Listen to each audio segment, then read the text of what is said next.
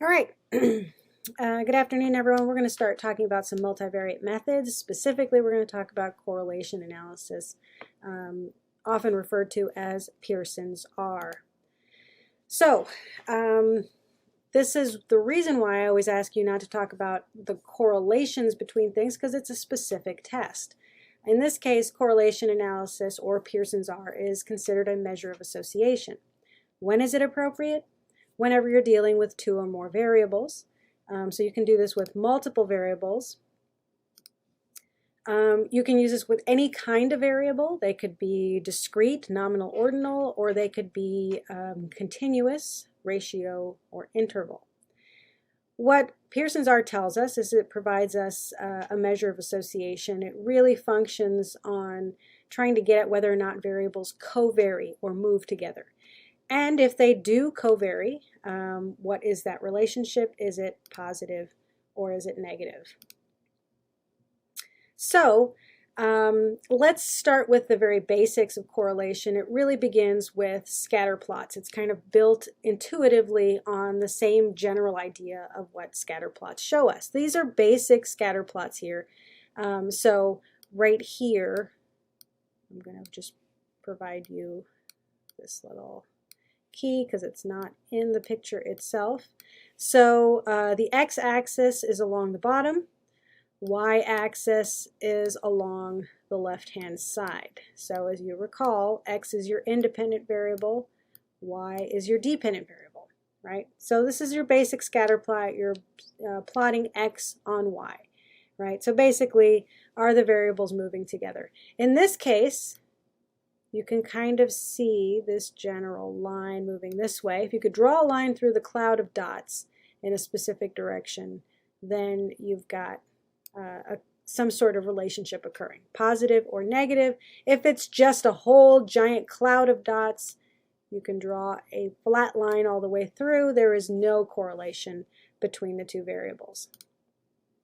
All right, so scatter plots are really cool. They're very handy, but there are some limits to them. So let's talk very quickly about the benefits of a scatter plot, right? A scatter plot allows us to visually inspect our data.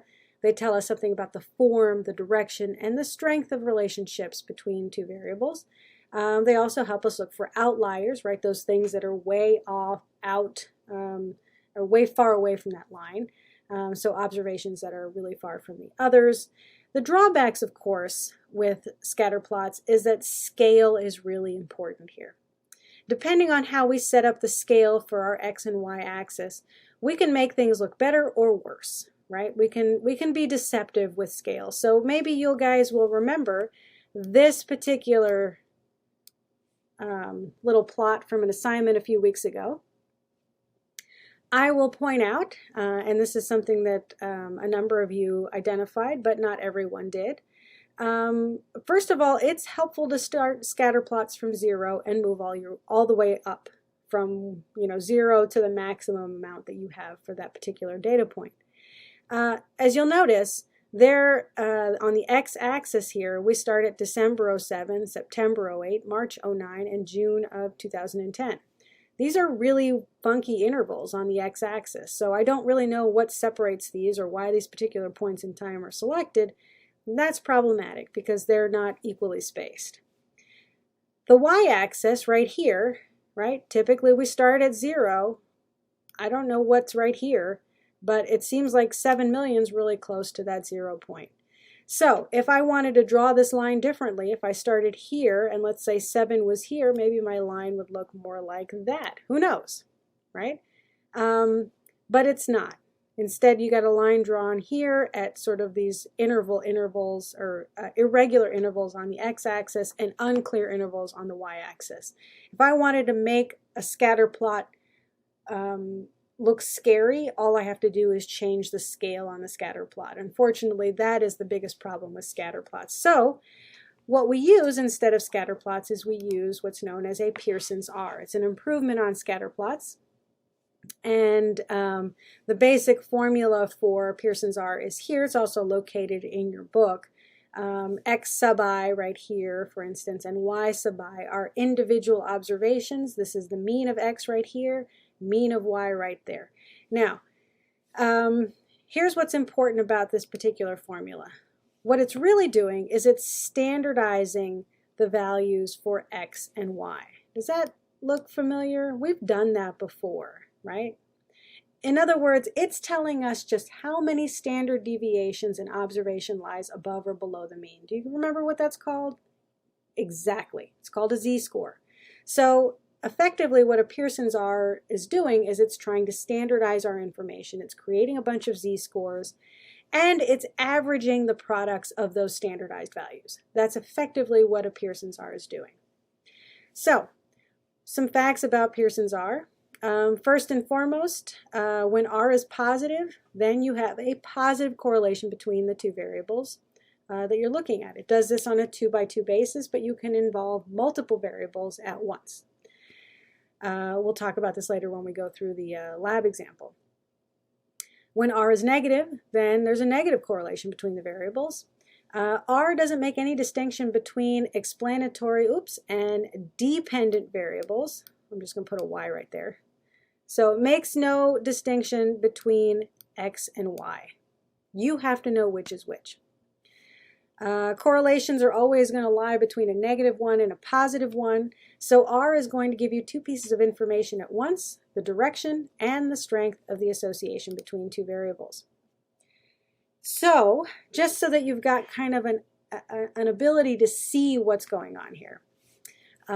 These are correlation coefficients, right? When you've got a correlation coefficient of 0, it means you can effectively draw a line right through the center, nothing is happening.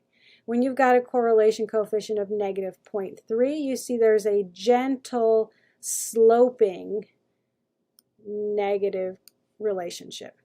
A correlation of 0.5, right? Remember, it's going from, -1 to +1 with 1, a perfect 1 indicating perfect relationship between the two. You can see it's gently sloping in a positive direction. -0.7, right? Even stronger. You notice all those dots are really close together. A +0.9, do you see how closely they are located next to that line?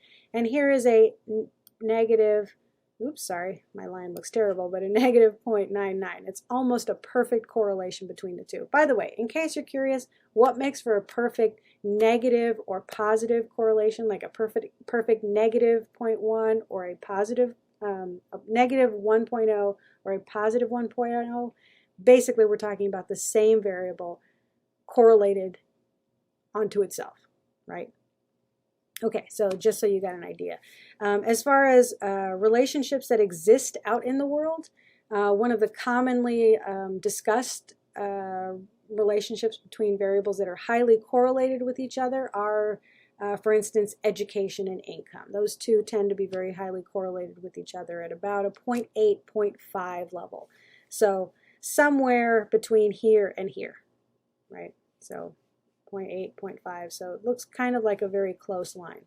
Okay, so that's the correlation coefficient. It is an important step in doing some simple bivariate relationships, trying to identify association between two variables, but it can be used in multivariate settings as well.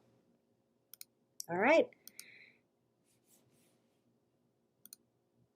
And that is it for us today on correlations. When we come back next time, we'll talk about OLS regression.